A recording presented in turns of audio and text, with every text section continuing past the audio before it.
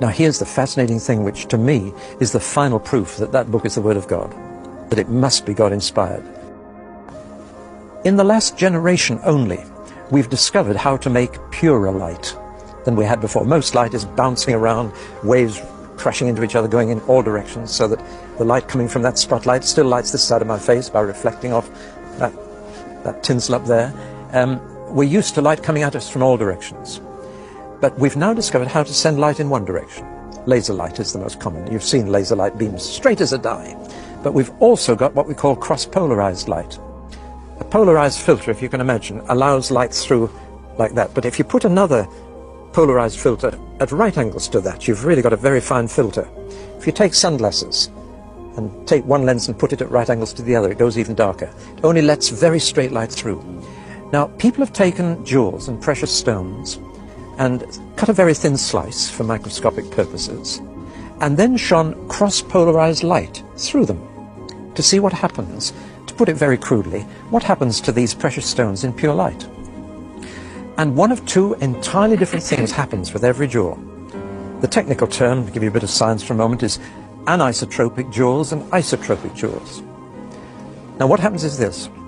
Some jewels in pure light, whatever their color to begin with, they may be red, blue or green, turn into all the colors of the rainbow and the most fantastic patterns.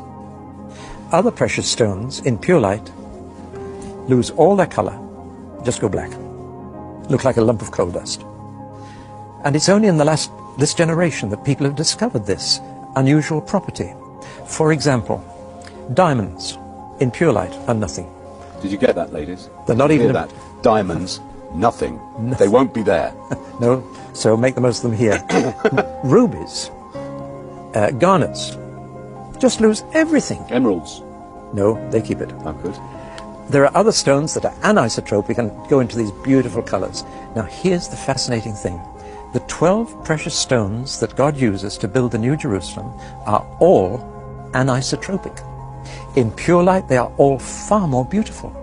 And God doesn't touch the diamonds or the rubies. He doesn't build with them.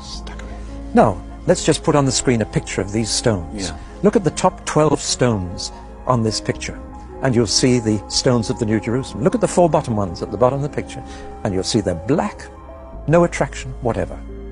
Now then, who knew this 2,000 years ago? No scientist knew it. Nobody knew it. John the Apostle, writing down the book of Revelation as the Lord dictated it to him, he didn't know. Nobody knew except one person in the entire universe, and he knew, and that was God himself. Where is that written exactly? Revelation 21, right, halfway through, and you'll find all the 12 stones listed there, and you can just imagine from the picture we've seen on the screen how beautiful the New Jerusalem is going to be. No need for do-it-yourself decoration or changing rooms there. No need. The materials that God uses will be fabulous. From verse 19, 21 right. Verse 19. Read them out. The first foundation was jasper. Yeah. The second, sapphire. The third, chalcedony.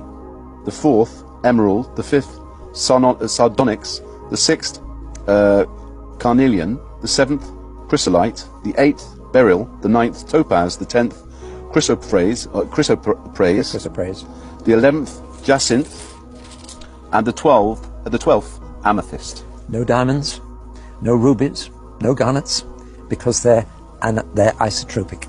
Now, isn't that amazing? To me, that one thing alone would prove that the Bible was inspired by God, because nobody could have known this. They didn't know it until our generation. But there it is.